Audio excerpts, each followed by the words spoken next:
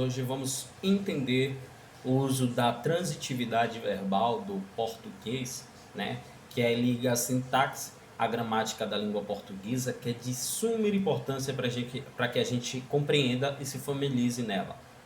A transitividade verbal indica a relação entre os verbos transitivos, né, e os seus complementos. Isso porque sozinho o verbo transitivo não tem sentido, né, no caso ao completo. O que significa ele não ter, que ele não pode transitar para um elemento que complete? Exemplo: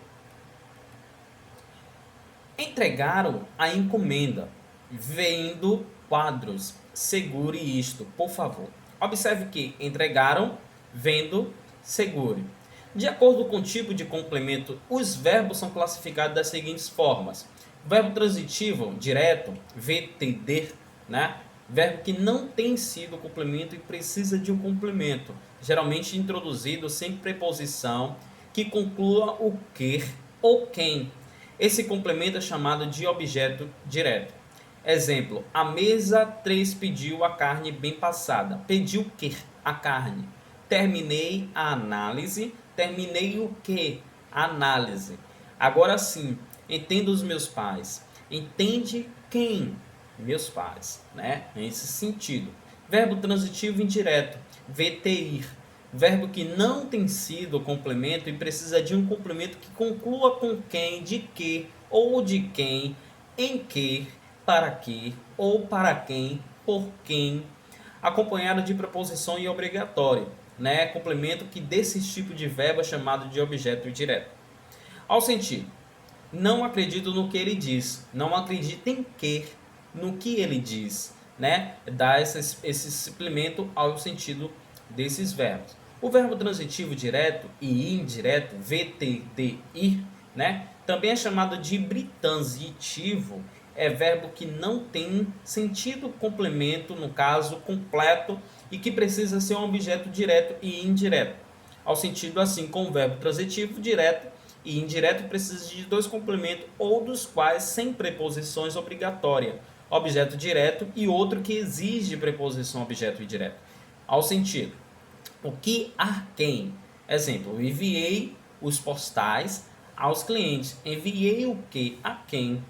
A pergunta. Ou postais aos clientes, né? Dá complemento da frase complementar. Transitividades versus intransitividades verbal. Enquanto a transitividade do verbo indica a necessidade de complementar o seu sentido e complemento, a intransitividade verbal indica que os verbos têm sido complemento, né, a esse sentido. Assim, sozinhos, os verbos transitivos conseguem transmitir as informações sobre isto a esse sujeito, né?